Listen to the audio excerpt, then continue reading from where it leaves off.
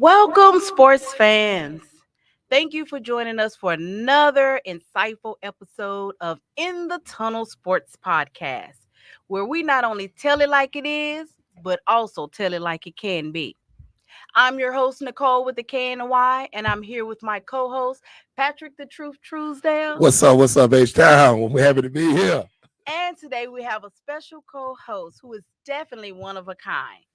All right, so this guy, he is a Willow Ridge High School graduate, class of 91, where he played on the first number one ranked team in the state of Texas, top 100 in the national, his national, top 100, right, in the nation his senior year. And he won the Whataburger All-Star, awarded a full scholarship to Vanderbilt, where he was the leading rebounder, shot blocker, and captain of the team. Okay. He won the SEC in 93.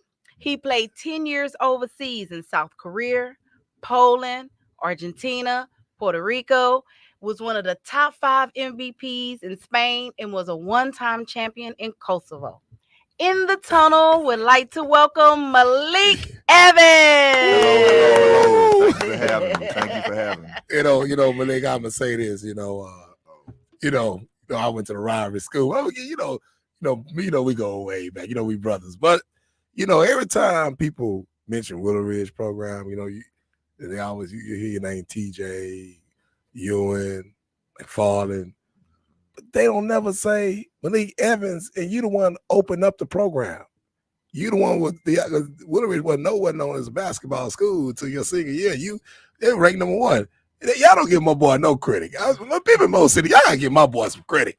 The guy that he was the man, and like I say, he opened the doors at Willow Ridge, and you opened up them state championships for those. You might didn't win it, but hey, that was the first time going to state, man. Well, being no one in the state. Yeah, well, I always say the first guy was probably A.Y. Anthony Young. Yeah. Out of Willow Ridge, and then but he wasn't ranked number one. Though. I mean, but he was a great talent. I understand James, and James Bailey, he was the first one awarded a scholarship. So Willow Ridge always had talent, even the Go Lightly brothers. You know what I'm saying? Herb Ledee, Broussard. But I always felt that our senior year we became a juggernaut. We was 36-2. We lost two losses by 2 points each. I was second team All State, and then after that, we had first team All State next year in Derek Preston. The year after that, Jeff Perkins, first team All State, and then Ansu won Player of the Year, and they won state. Yeah, history goes on. Right. And all I'm saying is, I know you can name those guys before then, like I said, Bailey, my man, but come on, man, I got to give you the credit. Yeah. And you was the first number one team was ranked. Yes. Boy, I won 3 state championships. And we had 4 Division I scholarships. Exactly. So back in the day, Willow Ridge was great in football. So we used to have a little. They looked up to beat Madison, but anyway. Hold on. If you started on offense or defense at Willow Ridge, you got a Division I scholarship. So a lot of people wanted to play football when they went to Willow Ridge. I felt as if our team made them want to play basketball a lot more because you realize you can get a scholarship and a free education through basketball too.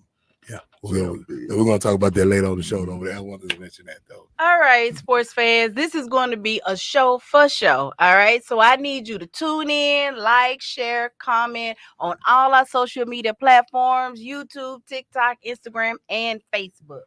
And as you know, we got to pay our bills. Okay. All right. So, are you facing a legal storm, unsure where to turn?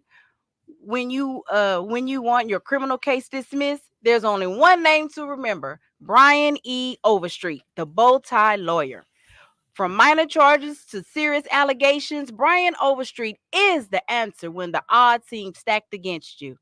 With 25 years of experience and a track record of success, Brian is the defender you need in your corner.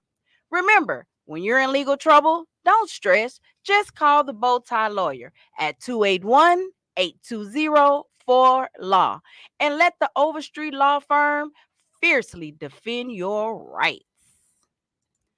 All right, guys. So I'm going to kind of guide you through as we go through this. And we're going to start with on the horizon. So on the horizon is when we honor someone who has transitioned. Okay. Now, it's not all the time, but there are special people that, we always want to make a shout out to. So today on our On the Horizon, we had a great loss yesterday, and one of Houston icons, he transitioned. And so today's episode is dedicated to the Reverend William A. Lawson and his family. So Reverend William Lawson, founder of Wheeler Avenue Baptist Church and civil rights icon, passed away yesterday, Tuesday morning, at the age of 95. Lawson, the father of four, including ABC 13 Melanie Lawson, was a trailblazer for equality. Throughout his movement for civil rights, Reverend Lawson was often visited by various civil rights icons, including Dr. Martin Luther King Jr. And Dr. Martin Luther King Jr. had tried to recruit him to go to Atlanta. However, Reverend Lawson declined the offer because he felt that he needed to stay in Houston and be a beacon of light for Houston. And because of that, Reverend Lawson is responsible for helping shape Houston the way it is today. All right. So, Truzel, I understand you had the honor and pleasure of actually meeting and talking with Reverend Lawson. What was that experience like? I mean, like you said from the beginning, Reverend Lawson was an icon, and he's a hero to a lot of us in the community. And I actually had a chance to spend some time with him 2 years ago at Fat Tuesday at Raging Cajun, and I saw him back there just to say hello to him, and we got talking for a little. And he's like, "Sit down, son, let's talk." And we got. I mean, the man still had all his mind, his faculties and senses, and he was just. We talked about a lot of things and about King and what Houston needed, because we was going through a lot of things too. What they was going through and what Martin Luther King was trying to do in the Alabamas and Texas, But I mean, he was always been a friendly man. You see him in the Third Ward area, just a down earth guy, And my prayers go out to them, especially Melanie Lawson. She's a very down earth, and she's an icon now, And I just pray to the family. He would be missed, but I could say he lived a life. Yeah, so I pray. Hope I live that long. I agree. To be 95 and full mind and stuff, it was like hello. That's good living. That's what it looks like. Good living. Yeah. What you think on Malik? Hey, pillar of our community. My dad used to always talk about how Atlanta seemed like they were more close knit. Right. You know what I'm saying? And I feel like Lawson did that for us. So we definitely needed him here in Houston. He didn't need to go to Atlanta. They had enough. So we definitely needed him. He's surely gonna be missed. I agree. So shout out to the Lawson family, and you have our condolences. All right, guys, we're going to lift it up, and now we're going to talk about our hot shots. All right. All right. So in the hot shots, we talk about who and what NBA teams are hot and what teams are not. So first, we're going to start with the East and talk about the Knicks and the Pacers, 121-91. What are your thoughts on the game, Truth? Oh shoot, man! New York took care of business the first two games. Indiana destroyed them 2 games there, and they went back to New York. It's like it's a shootout, and they going back to Indianapolis, and it's going to be another shootout. And I mean, Malik, what you think? I think the game going to 7 games. Yeah, I think it's going to go 7 games. I was kind of disappointed in Indiana for you to blow them out at home and to get blown out away. So I kind of feel like they went on a game. You got to understand, New York's hurt.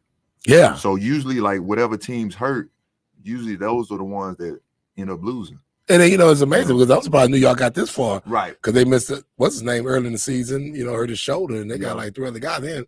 Bronson, he's playing hurt. I understand his foot. Yeah. So, I mean, they hanging in there. Right. Yeah. I just don't see them going too much further. I feel like the Celtics going to win. Celtics going to win it. They the high one in the East, and they're going to end up meeting in the finals. Yeah. Maybe against Denver. Oh, wow. Yeah, and I hate to see this happen in New York because it's so much drama. They like the Cowboys of the NBA. Yes, they won, and it's like, they finally got it together. Just had bad luck. But for them to get this far, it's entertaining looking at the little dude with the glasses, the best chili to Spike Lee on the side. See them back in action. Yeah. The one they was going to hang years ago. Because it's like, what, the 30th year when Reggie Miller and them? 30 years. Yeah, so they were going to kill him. Yeah. That stuff went down in Indiana, and they blamed him for the game. Had him on front cover of New York because he knew they had to win that game because he knew he had to get out of New York. But yeah. All right. So last night it was I think Boston and Cleveland, right? Yeah. And Boston won 109-102, and they play again tonight. Yeah. All right. Like Boston, to me, get it? I think Boston will end up getting it. Yeah. Right now they got the experience. They already been to a couple finals already. So that's a big deal. So the experience, and then I think it's this day year. You know what I mean? I got to see them against. If Denver make it, it might be a little problem, but we just got to see. Yeah, I picked Boston to win in that. You know, I mean, Cleveland won that one game, which they played a good game, helped the NBA make money. But other than that, I got Boston all the way. That's why I did pick Boston in Denver, but I'm gonna pause that for a second. But Boston definitely gonna run the East and gonna get out the East. Yeah, they definitely getting out of the East.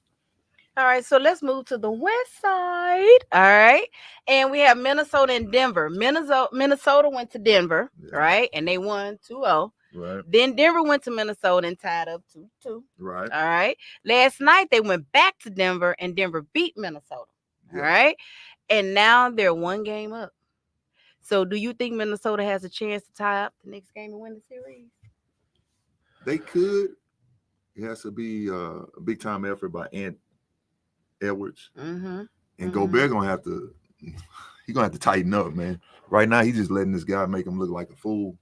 And he defensive player of the year this year, and he cannot stay with Jokic. It's almost better to have Cat guarding than Gobert. So if they can't figure that out, they're gonna be in a world of trouble. Because the first two games they had a good system where everybody would just kind of press up Jokic that was smaller around the free throw line. So when he drives in the paint, you got Gobert there, and it worked.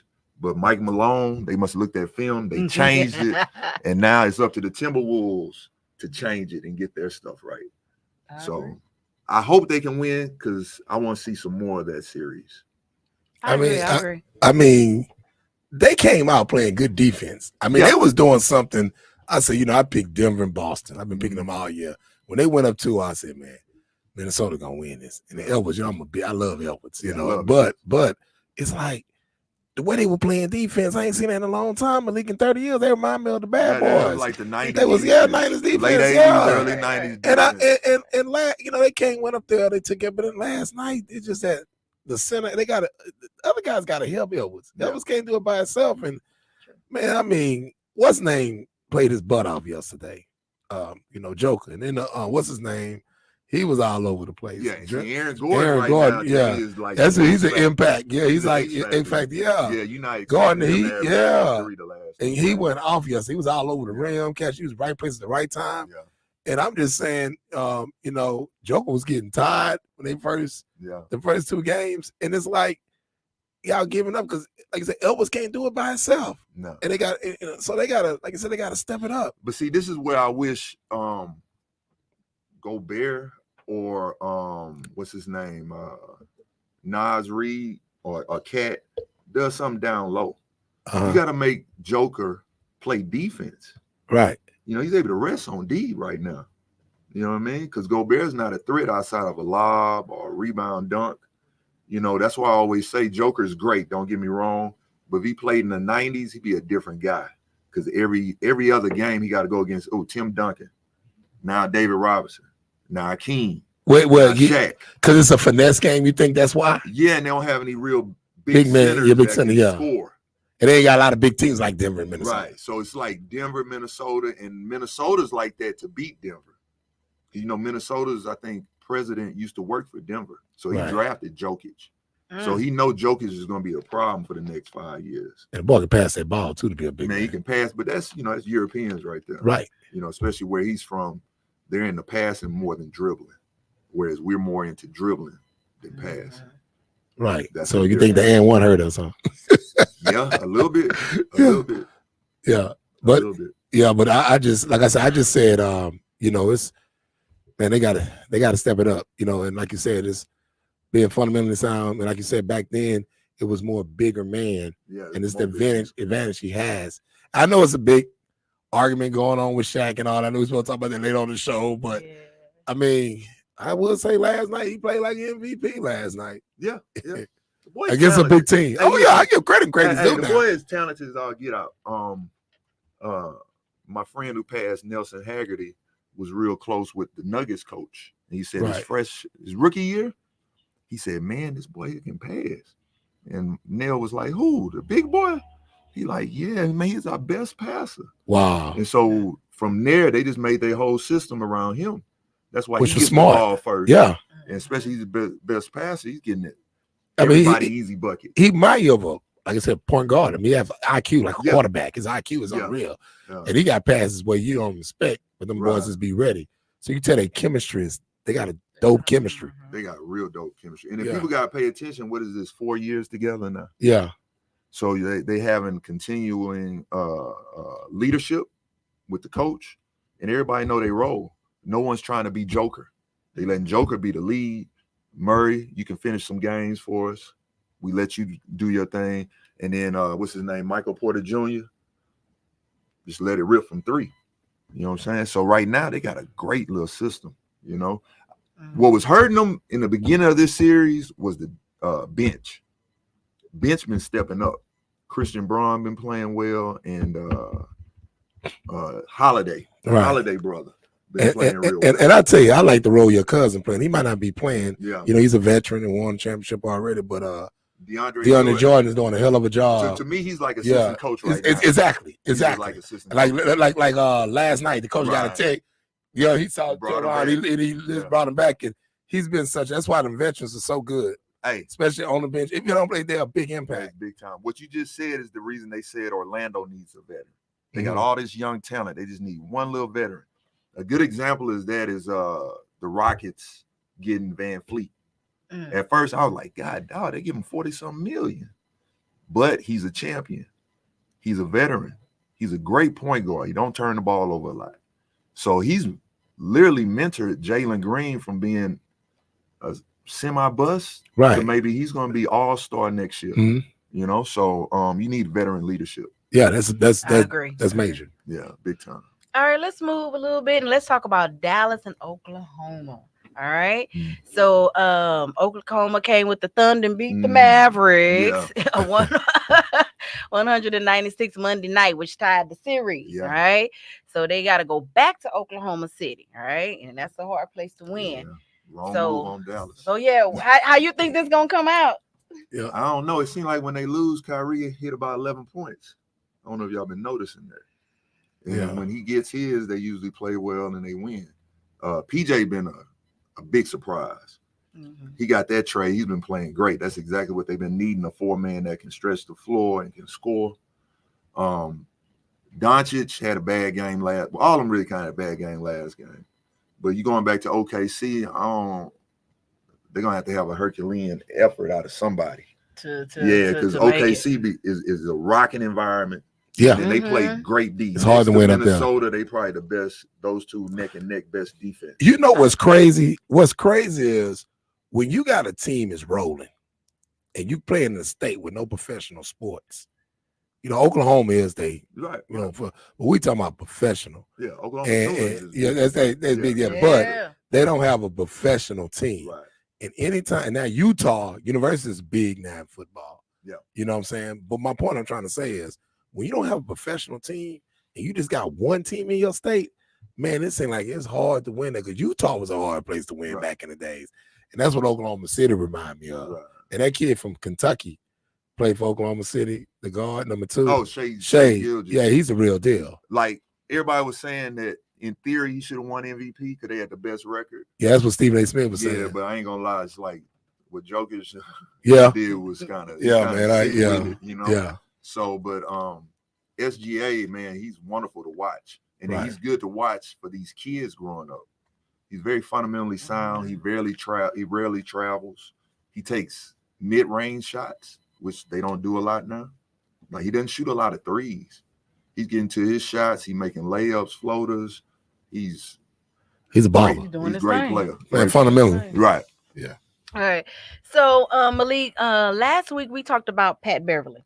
Yes. Okay. And his ignoramus, as I like to call it, act of throwing a basketball, and hitting, Right. a fan, and then ask for it back, and then try, and then threw it again and try it, right? So the question last week, that we asked, the host, and then as well as, our viewers. Hey, viewers. Should he be fined or suspended? And well, now we know he's been, suspended. So my question now is the suspension for 4 games next season. Yeah. So my question is, do you think the suspension was fair? And do you think the fans who were attacked have the right to file a lawsuit? Now I don't want to get into that on the Okay. lawsuit because I Okay. always remember Charles Barkley was throwing through the window. So I don't know about that, but that's something different. He was out and about. Yeah, he was out. Yeah, he was out. That's what he did. Come on, man. I wouldn't be mad at the fans. The deal with Beverly, though, you got to watch because of what happened in the Malice in the Palace. They don't want to come close to that again. Mm-hmm. And evidently, he must threw the ball at the right guy. Oh, he threw it at a woman. Oh, at a woman. Yeah, at a woman. She wasn't even looking. Hit in the head. Then he asked for the ball back and threw it at the man.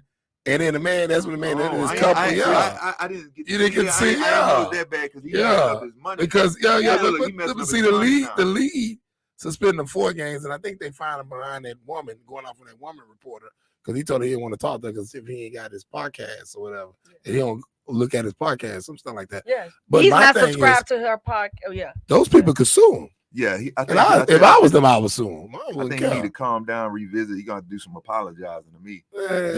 Just the fact they gave him a slap on the wrist. Yeah, you hit a woman like that. It could have been more games. Now this is what's funny. He gets this suspension, right? Uh-huh. What about Jamal Murray?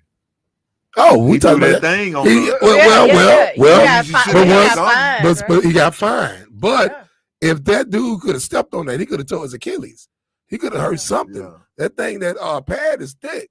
And like, what's his name? The guy on ESPN was saying, I can't think his name, he played in the NBA. He said the worst ankle sprain he had when he stepped on the car behind the goalpost.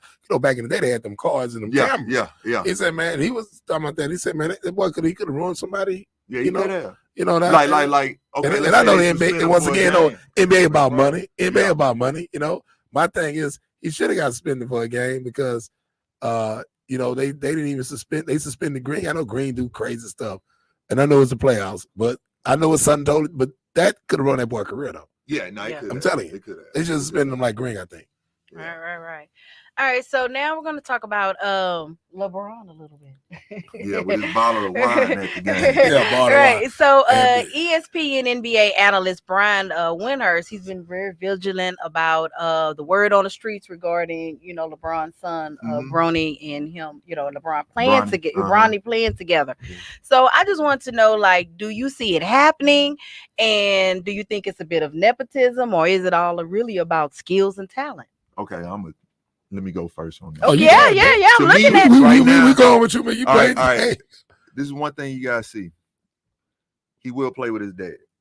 I think Jenny Buss is gonna do whatever it takes to make that happen. I agree. Yeah. I do. So, I would love it. Just one thing, because LeBron's a black man who's still married to his wife and still have all his kids in his house. So he's a role model for that to me, especially coming from a broken home where he didn't see a daddy. You don't know who his dad is. Yeah, you see what I'm saying? So you got to commend him on that. I really think it's going to happen. I think Bronny is a great talent. He kind of reminds me of me a little bit, where you're probably not as aggressive as you should be on the court. You understand? So was it Gilbert Arenas trains him? And he says he has that dog in him, but I have to get up out of him. He played with his daddy. He might get up out of him. You know what I'm saying? Right. And then you got to think Peyton Watson plays for Denver. He averaged 2.2 points per game at UCLA and entered the draft and got drafted. So it's not far-fetched that LeBron's son, Bronny, would get drafted anyway at 4.8 with his athleticism, the way he's been shooting in the combines. You never know. You never know. Well, I say this. Now I apologize. I know I called the boy sorry. But it upsets me because I know this world is about who you know. Yes. Come on, man. I'm a scout. I scout players, and my thing is, I don't football high school players. Everybody been knowing I've been doing it for 24 years. And I'm not gonna get caught up because your daddy Emmitt Smith or your daddy's Barry Sanders. I'm gonna say the best player. And all I'm saying is, let's be fair about things. He get a ticket. shouldn't have been the McDonald's All-American game. You had 4 kids in Texas should have been there. Man, the man in Dallas wrote right up on that. Yeah. You know, and he getting this special privilege. I understand, but the kid is okay. You know, he averaging 4 points a game, but old boy was a McDonald's All-American. But he probably probably deserved to be a McDonald's All-American. Yeah, sometimes he was top 10 in the nation. Yeah, and sometimes your freshman year you still got to catch on. Right. And I know the NBA like the younger players. Yeah. I mean, I looked at the kid at the combine on TV today and yesterday. He has put a little muscle on him. Put him on that 10. Yeah, he put him on again. Yeah, and I know help. And I guess, but you know, how much is that going to help him playing with his son? Is going to help his game. How many more years do LBJ has? Yeah, LBJ got 3 to 4 more years, and he wants to do whatever it takes to get that chip. I think he need to. Everybody be joking about this player coach. I kind of think he do need to be player coach. What? Malik, like, I don't mean to cut you off, but you can ask Nicole. I said it last week. The Lakers need to hire LeBron James as their head coach, like the Celtics did Bill Russell. Even though Bill won, which he wouldn't win, I don't think, but he running everything because everybody's just gonna be there for the fame and the glory, the benefits you have being a coach for the Lakers. Because that's another organization like the Dallas Cowboys, so proper, you know. And like you say, Miss Bus gonna do anything it takes to make that happen. They're gonna make that happen. I think to keep him. Right, because I think what's his name from ESPN was saying, the commentator, he was saying that it's gonna be, you know, they trying to work a deal where he goes second round and some kind of trade thing, and if they get him, he going to play with his going. Yeah, he definitely going to play with his dad. I think that's a foregone conclusion. But people got to understand he's a freak athlete now. He got a 40.5-inch vertical. He's defensively, he's elite.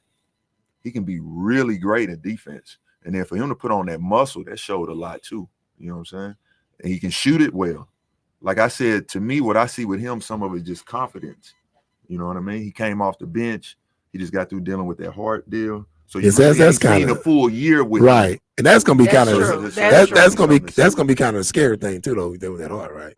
But to me, it's scary because hot dog, dude, you like 18, you had that? Yes. That's like, first of all, what you taking? No offense, but what are you taking? What supplements are you taking? Well, I would say this. I know we talked about this. I know I saw Kevin going in on the podcast. He was talking about because 9 to 10 with that shot, right? Yeah, he was talking about. He was talking about LeBron being juiced up. Odorol. Right, and the thing, and they don't test. And the thing I tell people, I don't care how good you are in something.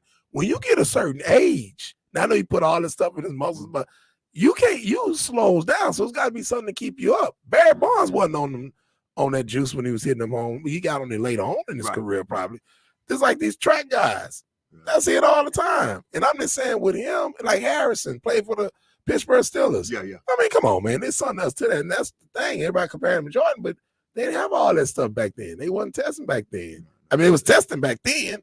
You know, that's the thing I'm concerned about. And that's a good point. But that's why I was saying, what was he taking? Because, look, now you got masking agents out there. Yeah. And you got all these new supplements that got herbs in it. The detection of the eye or whatever, the test. So who knows? Because that, to me, that's not normal, having a heart attack, cardiac arrest at 18. Wow. No, you know it's not normal at all. Because it made me go back to my senior year in high school. The guy we really followed. I had a chance to see him play personal down there. The best college game of three overtimes, LSU, and I'm with Hank Anderson them. Right. But Hank had some of the same thing, right? See, I don't know what Hank had before, but look. And that was scary because he had already had all the take and he came back. And I was like, and back then, things were different. Hank was no body fat, bro. No, he was cut up. He was cut up, man. Yeah. So also you want to say, I'm not saying you want to know what he was taking too. You know what I'm saying? Because I always go back to when Alonzo Mourning had that kidney scare. Right. You remember that? I remember that. That freaked me out because I was taking creatine a lot at the time when I was playing, and it made me realize, like, what are you taking to have this? It's too early to be having kidney problems at 30 or 31, 32, however old he was. So you never know the supplements and stuff. Well, it goes back to having high blood pressure. See? And people have these high blood pressure. Go to the doctor. Yeah. Some of these doctors, like I have a friend of mine named JD, they was just throwing them medicine, throwing them in. He said that Finally went to another doctor and dude like, hey man, I saved your life because you could be dead. Now he has a kidney. He got a kidney now, thank God. Yeah. But he had to go through the kidney thing. So you have to be careful with a lot of this stuff because they catch up with you later on. They catch up with your kidney later on. And then also, it's like the steroids with all the football especially blood. If like you never get off. Yeah. You got some people just stay on their stuff. You're supposed to have a period where you get off. Right. You know what I'm saying? For a second. So right. So your body can regulate itself. And it attacks other parts of your body. And not become dependent on it. All right. Yeah. I agree. So let's flip the coin a little bit and let's talk about football. All right. Okay. We'll do that a little bit. So first I want to talk about, there was this podcast episode called 2510. They had Deshaun Jackson and Shady McCoy, and they were talking about Chip Kelly. And how they believe Kelly seemed to be uncomfortable with black players and treated black players differently. I heard and it's kind of circulating that he might have some prejudice bones in his body. I don't know. It's just circulating. That's what we heard. So what are your thoughts? I don't know. What's my cousin's what's Tracy's cousin that played at Oregon? You know, playing with the Huff, Josh Huff. Yeah, Josh Huff played. Yeah, Josh Huff. That's one of my top players I ranked. Yeah, he never said anything bad about Chip. He liked him. Yeah. So I don't know. I feel as if Chip Kelly's problem was he was a college coach going to the pros thinking you can handle them like college guys. I heard he was telling them to stay in, what you can eat, what you can't eat. After the game, you can't go out or something. It was like real, like regimented as if we in college. And to me, I'm like, man, I probably make more money than you, coach. How you gonna tell me that? We grown men, we got families and stuff. You can't treat us like that. So when I hear them talk, that's what it sounds like. It sounds like he came in with that college trying to micromanage everything. And them grown men ain't trying to have that. Well, you know one reason why he went to the pros, because he was running away from them snipes that they had going on. And they said Michael Vick said on the podcast, they said Michael Vick cried playing for him more than he cried in prison. Oh, that's how bad it was. That's what they said. I mean, because he was he really was a legit asshole. Yeah. And he had his favorites of black players, like some guys from Duke. They had this one receiver, white receiver, say he wasn't nothing. He ended up starting. You know, he had his favorites because they said one cat they had on the team, he just played ball, quiet, was real smart. You know, you got some brothers, they just want natural hair. Yeah. They don't comb their hair anything. Right. He pulling them in the office, tell them how to carry themselves. So Deshaun Jackson, and I know Deshaun had some things he was doing, but he cost Deshaun a lot of money. Yeah. Right. And that wasn't cool, the things he was doing. Well, I heard about the Shady McCoy trade. Well, yeah, we'll see him and Shady didn't get along. Hey, because he trying to trade him straight up for, was it Kiko Alonso? But he did that because he didn't like him. And I heard because he coached Kiko. Yeah, he played favoritism with all his Oregon boys and everybody else. And them kids had at Oregon was good, but they wasn't great. It wasn't like Jimmy Johnson in Dallas. Them boys at Miami was freaks, and they were helping. All them jokers was impacting them winning them championships. Yeah, but you know the man, like you said, him coming from college to pro, these not kids anymore. No, that's why Nick Saban can never coach pro. No. You know what I'm saying? But he was going overboard. But I have heard some racist things about him going way back to New Hampshire because he put that program on the map. Because he went from New Hampshire to Oregon. I think it was Cisco and head coach. So now this will get y'all. This will get you. I mean, I'm sorry. You go to UCLA. It's a kid I got in my program named Donald Warnell. He's at Arizona. He transferred. The defense court. I think his DB coach at UCLA got the job at Arizona. He transferred with him over there. He said, I didn't like playing for him because I like the other guy. He's not a player's coach. Then, you got another year on your contract, but you bounce after signing day and went to Ohio State. So to me, it sounds like he's all around shady. And you at UCLA, then you come back to college. And I know I had a friend work there when he first got there, talking about he want this, he won't have this care. I said, oh man, now he going to the league, came back, now he got this other fly. I said, man, he ain't gonna never win like that, man. But but I love it. I'm glad he loved it because they gave the job to a brother, Deshaun Foster, and he had all black staff. So I'm pulling for him, and I'll be down there next month taking some kids to UCLA. Nah. This is one thing I want to hear with Chip Kelly. After he left, who was the head coach? At you where? At Philly.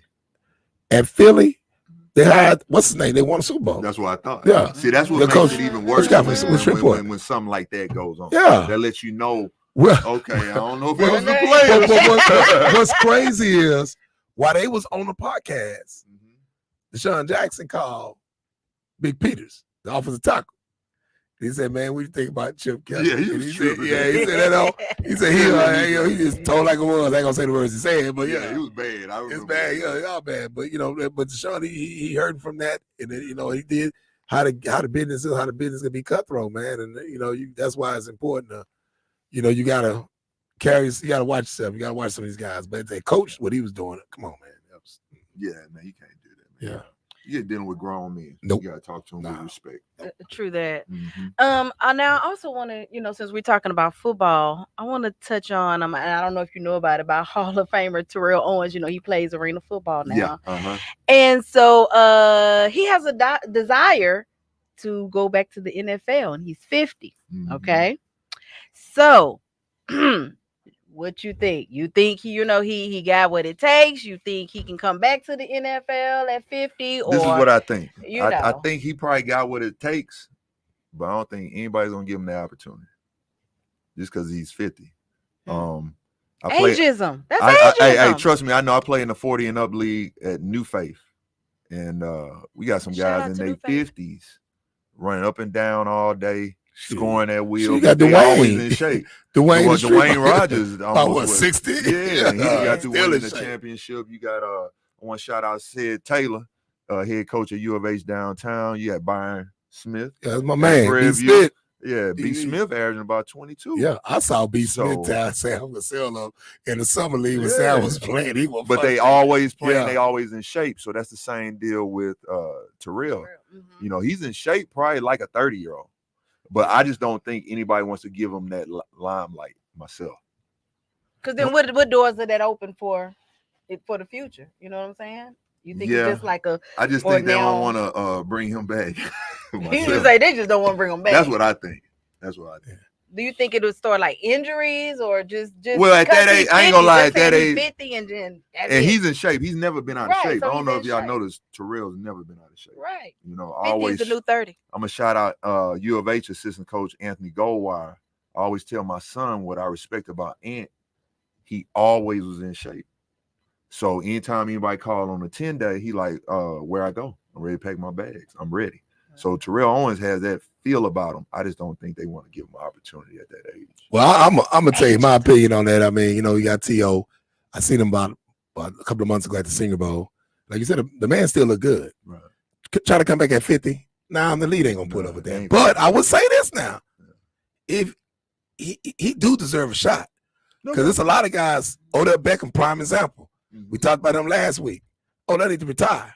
And right now, if I had a choice out of Odell Beckham and T.O., I'm going with that 50-year-old man. Yeah. I'm going with him because I bet you can still get open. He playing that indoor league, getting open. Odell can't even get it open. Okay? Now, so that is one thing I will give you on that because Terrell's body has always been on, like, straight. You know what I'm saying? He always been low body fat, always in shape. You know what I'm saying? And it kind of reminds me like with LeBron. I always felt like LeBron's biggest deal was when he grew up, he saw Karl Malone and Kevin Willis, two guys who stayed on the weights and played until they were mid-40s. Yeah. So he done figured that out. Terrell's the same way, man. I mean, there's a beast. I mean, Urban Fry. Somebody was talking about Urban Fry. They said that whatever you do, Dunkins, the Hall of Famer, and he was saying that Urban Fry used to say, whatever you do, take care of your body. Right. He played 14, 13 years in the league. Yeah. So you got Warren Moon was like that too. Yeah. A family friend. I remember my grandmother had a big block party in South Union. For every food he asked, what's in that? What's that? He was meticulous about his diet and his regimen, and that's how he was able to play to 44. Yeah, you should have to be. So yeah, I agree. Real professionals. Yeah. All right, guys, it's time to pay the bills. Okay. All right.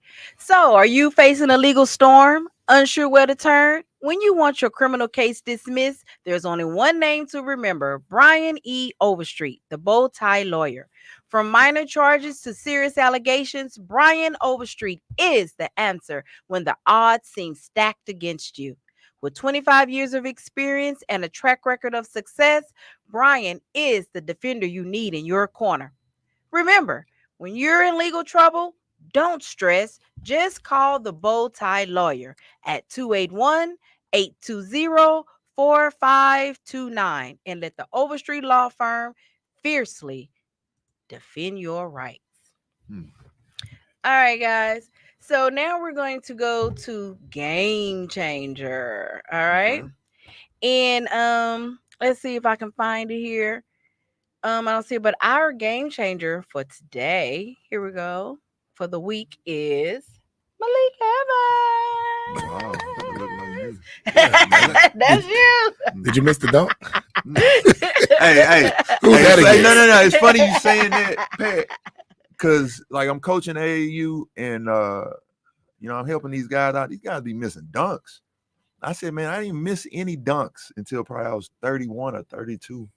But my coach at Willow Ridge, shout out to Coach Nichols, he used to have this rule that if you missed a dunk, you sitting out the rest of the game. So I wanted to make sure I made the dunk. You know what I'm saying? So yeah, I made not for the whole game, huh? The whole game, man. He want the 2 points.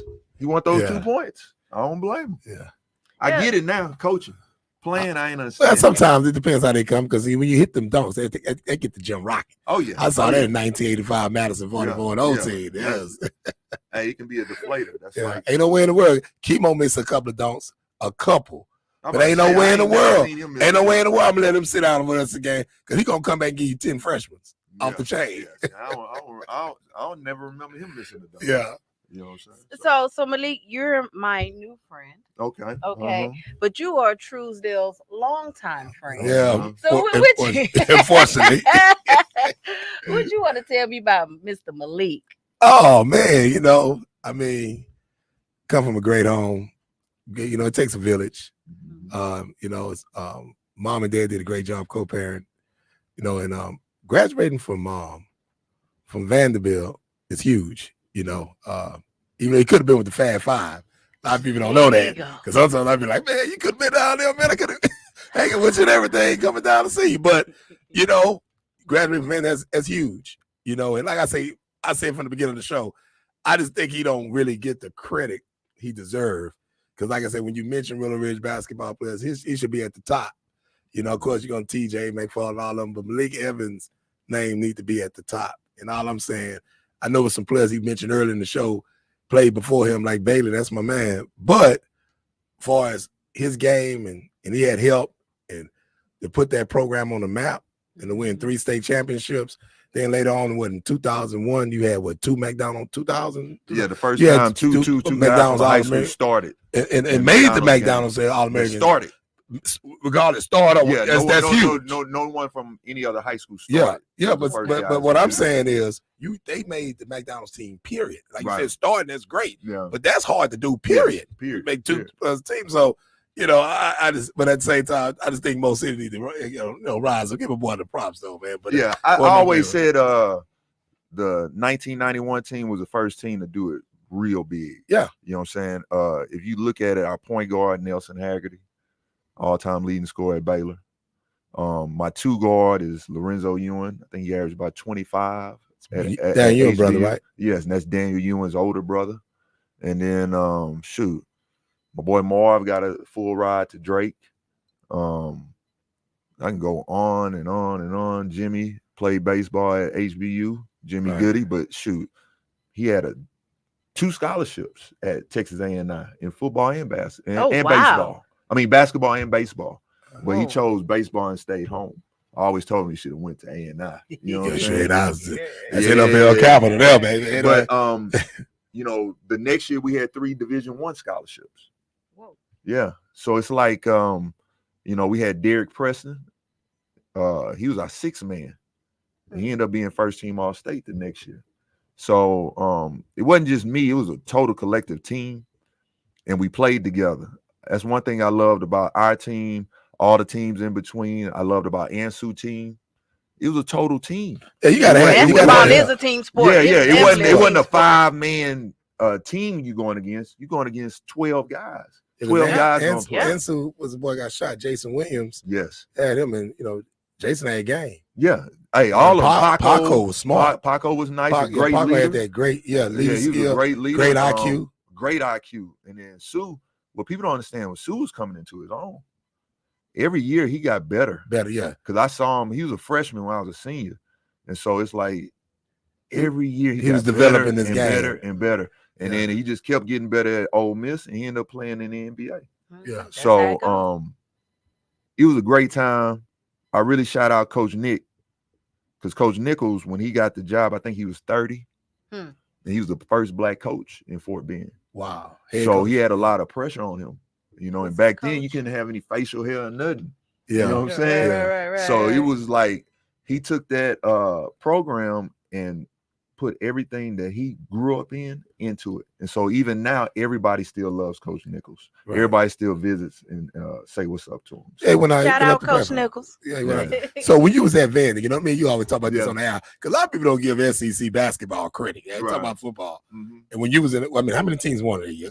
How many teams won it when you was my last 3 years, I know you had Arkansas. The last 3 years, my sophomore year, Arkansas won it. Right. Shout out Ray Biggers. Ray Big, for the hood. And then junior year, Arkansas lost to UCLA. Right. Now the caveat to that is we beat UCLA the next year in Maui. Wow. Yeah. So after we won, we was shouting out SEC just to let them know. Right. What it is. Back. Right. And then that year, my senior year, Kentucky won it. Right. Okay. And then the next year after I left, I think Kentucky lost it. And then the year after that, they won it again. So, SEC was a juggernaut back then. I think LSU had won 5 baseball championships. Track and field was. Track and field was retarded. Arkansas retarded.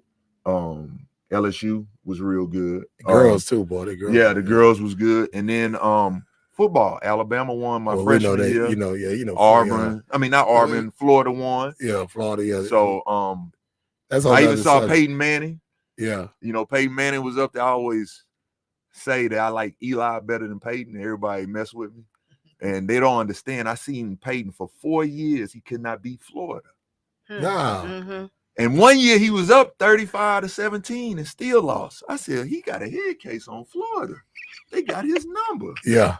But the SEC was something else. Even the girls basketball was good. Right. I think 95, 96, our girls went to the Final Four. Well, look, Tennessee was a juggernaut. Oh, Tennessee was a man. So let's go back.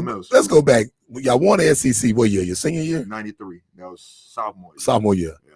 Then y'all had a bunch of white guys on the team, right? Yeah, we was majority. They said we was the whitest team in the SEC. So y'all we had 7 white guys and 5 brothers. You know what I mean? But it wasn't no big deal on that. It was just funny to me on how well we played together. Y'all were fundamentally sound. Always tell people you can think of the way Europe plays now, the way we played back then. We shot threes and we moved the ball and we did picks and we got either wide open layups, wide open threes. And then we had a great player in Billy McCaffrey. He was the SEC Player of the Year with Jamal Mashburn. So, and then Chris Lawson, people forget about him, big redhead who transferred in from Indiana. So it was real good. And then the next year we lost in NIT finals. Wow. So, but we had a new coach. Who'd y'all lose to? We lost to Villanova with Kerry Kittles, but we were up 10 at half. But then Billy broke his wrist in the game. So we ended up losing. But to me, both of them teams should have been in the NCAA tournament anyway. But that's what happens when you got a coaching change. Right. You know what I mean? Trying to change the chemistry instead of letting y'all chemistry. And then I don't think he really understood at first why we won. They really won because they had 4 guys who could bring the ball up the court. And they knew how to space the floor.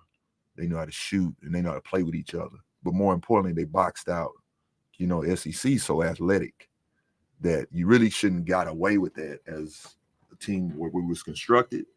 But hey, they were some tough guys, man. They were some winners. What's the difference between today, if you think about it, you playing ball overseas?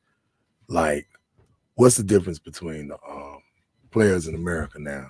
And I mean, back then when you were playing overseas, because I know a lot of guys play overseas, they be fundamentally sound and they play pro at an early age. Yes. Some of them they end up coming over here already. Right. Like we was talking about there, talking about the Joker. Yeah. All of them, and what's like the well, big to difference? Me, this is how I always looked at it. When I started going overseas, it was like 97, 98, and I realized it was real weak.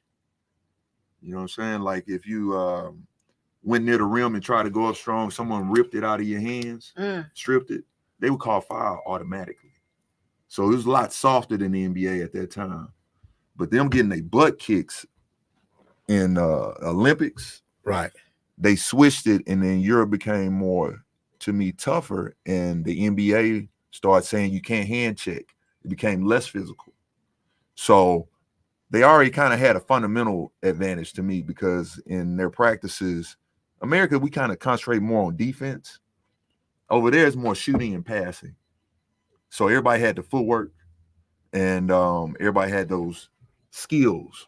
Right. So, and then to take another thing is, like you said, if you're real good at 15, you're not playing varsity in high school.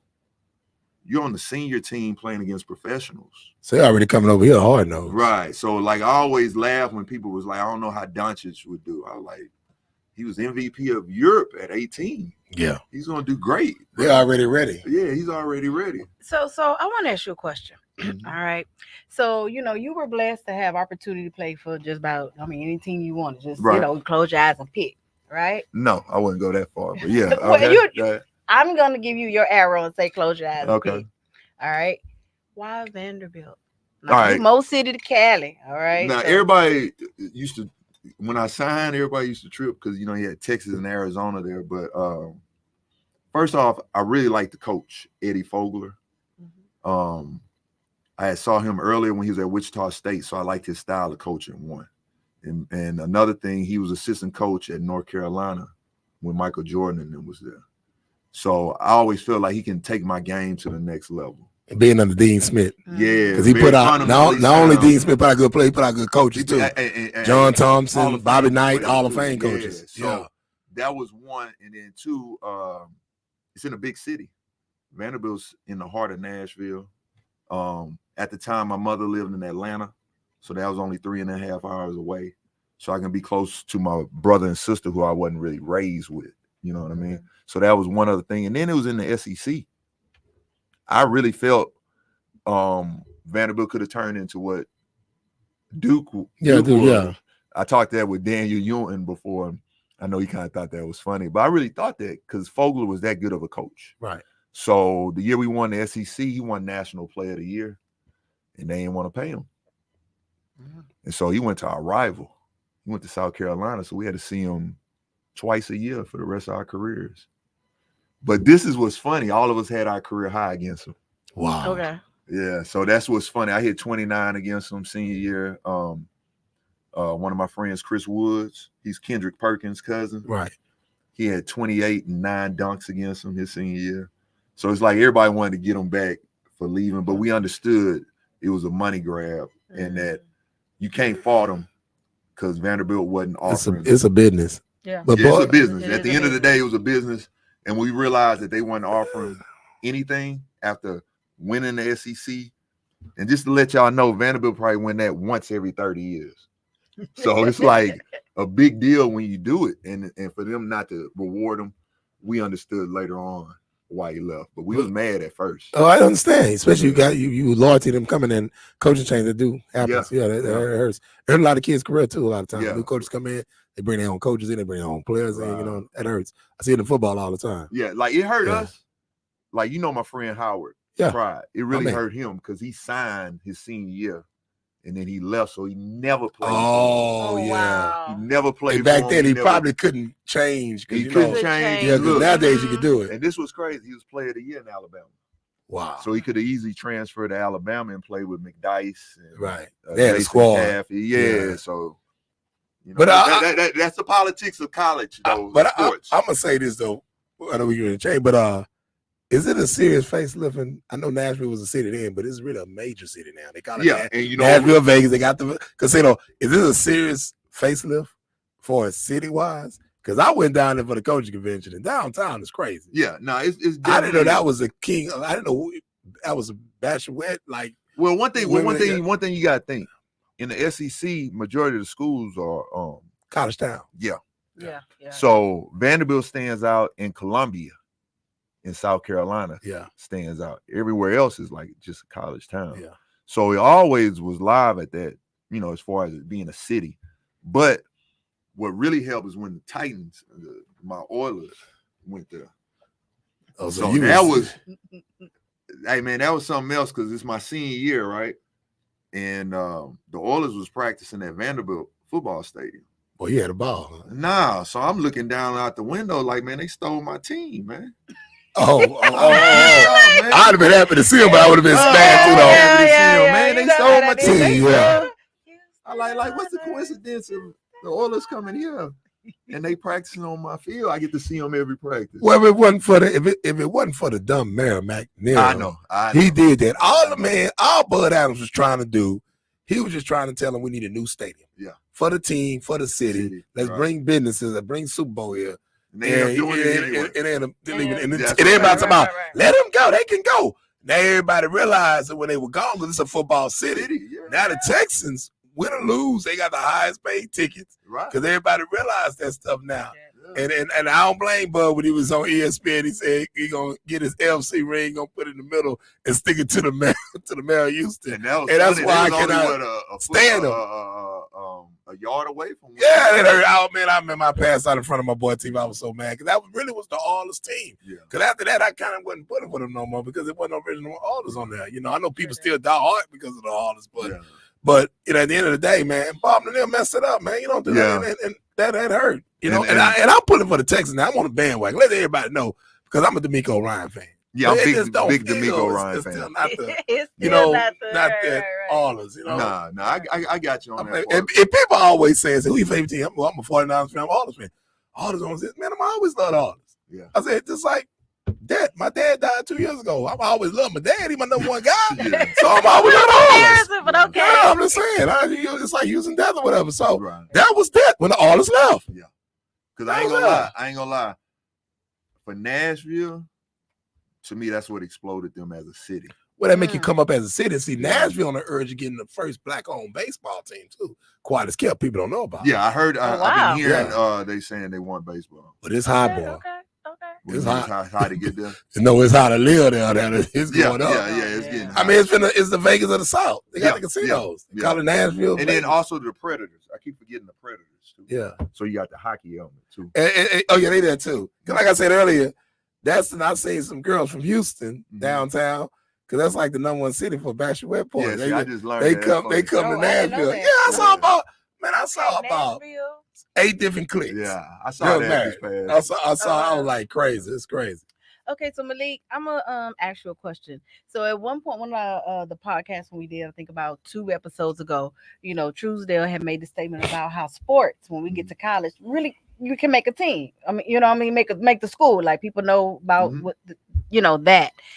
And so we know, whether it's basketball, football, whatever it is, that's one of the popular things. However, we know that college is designed, right, for an institution for higher learning, right? Okay, so when you graduated from Vanderbilt with a bachelor's in human development, how has your education helped shape or impact you in your professional and personal life? Well, it taught me how to communicate and connections. You got to have connections. You got to open your mouth. It also taught me about discipline because you know how when you first get there, I always tell my son in college, you got a lot of time, boy. You be thinking that report or that essay not due till 4 weeks.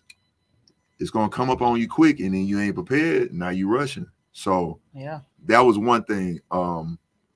Also, for me, it was a big transition coming from a melting pot like Houston and then going to Vanderbilt.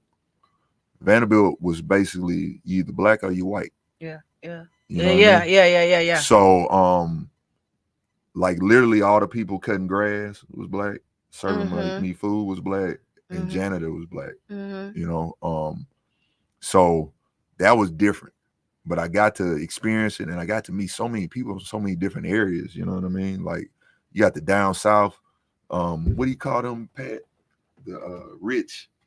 it's a word I'm looking for. With like rich family, Like, old not- money. not You got the bougie. old money coming there from down south, Mhm. and then you got the East Coast coming there for affordable Ivy League education.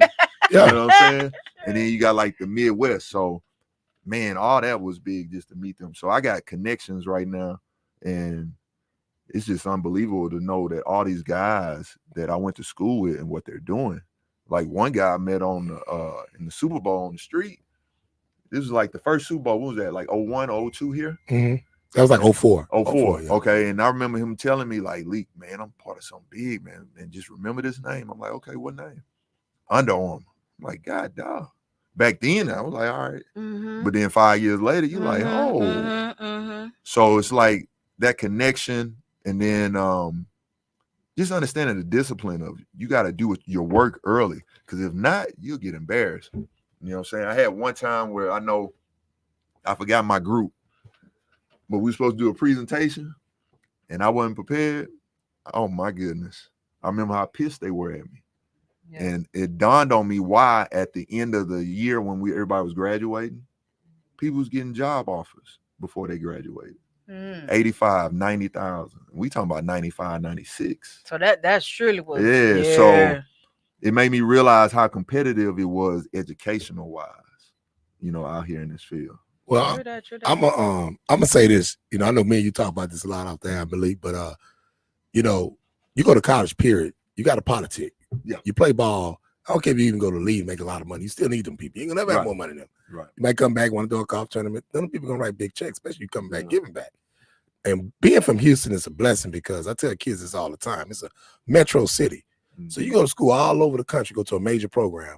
It's going to be alumni stay here. Yes. And where you went, Vanderbilt, alumni chapter is huge here. Yes, the second one in the nation behind Atlanta. Yes. Oh, wow. And you go through the Galleria, Memorial Rivers. Yeah. You gonna see Vandy license plates, you know. And I worked with a girl named Ann from went to Vanderbilt when you was in school there. Right. You know, her folks own all kind of Jeep, the Rivers Jeep block the call lots, you know. Yeah. So I mean, and my point too is, especially when you go to schools like Vanderbilt, Rice, SMU, Stanford, Notre Dame, you got to be friends with your classmates, then your teammates, because they the ones you getting the connections with that. And I say this, I got a boy, coach that he played in Indianapolis. I mean, he played for the Colts. Right.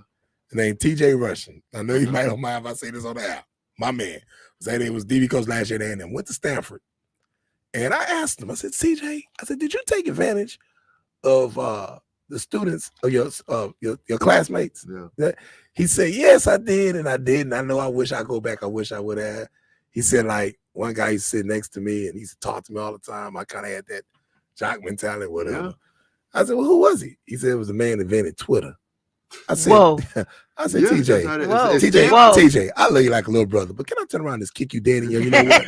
I'm like, God, and look, you would have had a little stock in Twitter. Yeah, I was just about to say, just tell me to get the stock. You don't know. A little small stock. And it just sold it. Well, so hey, you want to hear something? We just came from the SEC tournament, right? And it was up in Nashville. And I brought my son so you can see the old stomping ground. And I let him know we got about 3 friends that were just regular students that came back. And I wanted him to know, I'm like, out of all of us, them 3 making the most money. And they doing the biggest things, Lee. And all they did was go to school. One of them owns an internet security company that did like $15 million last year. And then the other one's a federal judge. But it's like that. But you have athletes too, because like Andy Kalu said, he said he got guys that went to Rice with him, making more than him. He played in the league 12 years. Yes. He's a football player to play with. And then the circle, one of them is business partner. He's a brother. But the circles, one thing about Rice, the circle's so small. Right. Yeah. And that same thing with Vandy. Vandy has a private circle, so everybody kind of know. And everybody connect. And I never paid attention to it until I realized why people went to Harvard. I always thought you went to Harvard to get your degree. Everybody go to Harvard to connect and then drop out. That's a worldwide connect. Hey, look, then drop out. They don't get their degree. Right. But they made those connects that they needed to.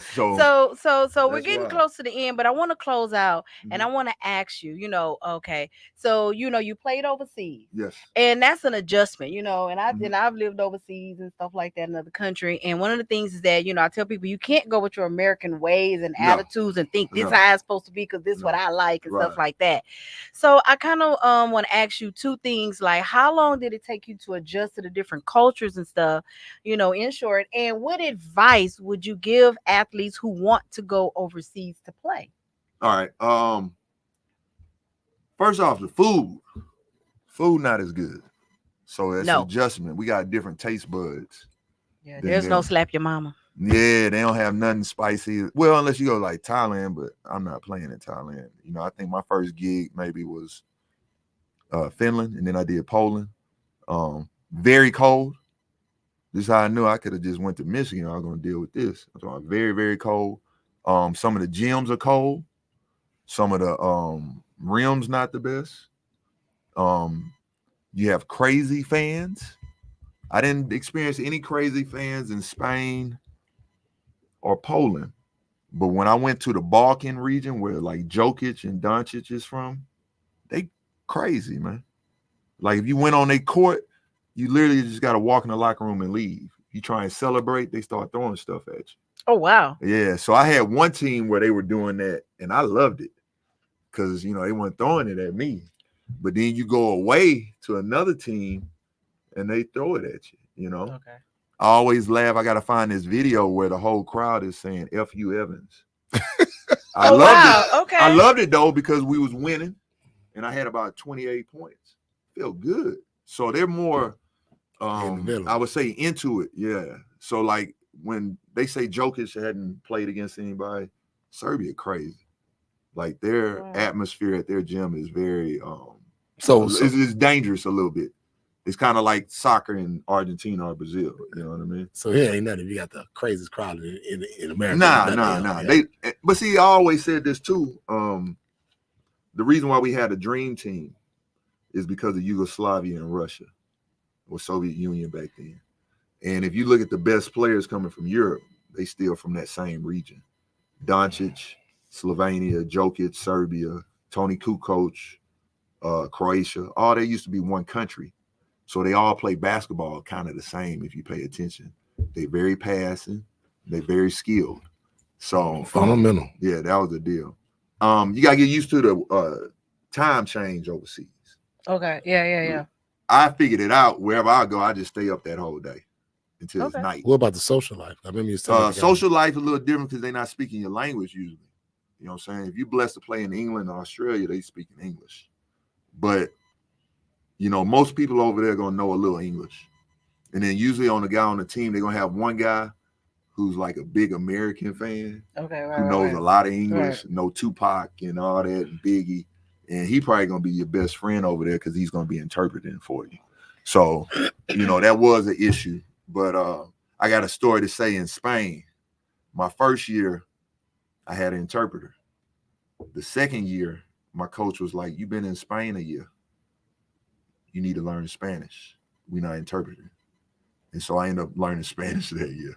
All right. So that was good different. So hold it, because I'm going to ask you to, get on the mic and speak Spanish, Spain. No. Okay. Come on. All right, guys. Beautiful. All right. Well, folks, we are at the end zone, and we have to conclude our episode. And we would like to thank our co-host. And we would always like to welcome you. Always welcome back. Okay, we'll get you a shirt. Mr. Malik Evans will definitely get you a shirt. Mm-hmm. And we want to thank our sports fans for joining us live for another episode of Inner Tunnel Sports Podcast. Please like, share on all our social medias, make comments. We love to hear from you, sports and fanatics.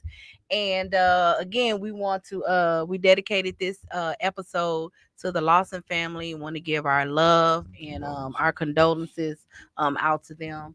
And I'd like to thank my co-host, Patrick the Truth. Yeah. Thank you, Malik, man. I appreciate you, man. I appreciate y'all having me on here, bro. Because look, me and Truesdale always getting arguments. Because look, I'm gonna be honest, I'm a basketball guy, he a football guy. Yeah.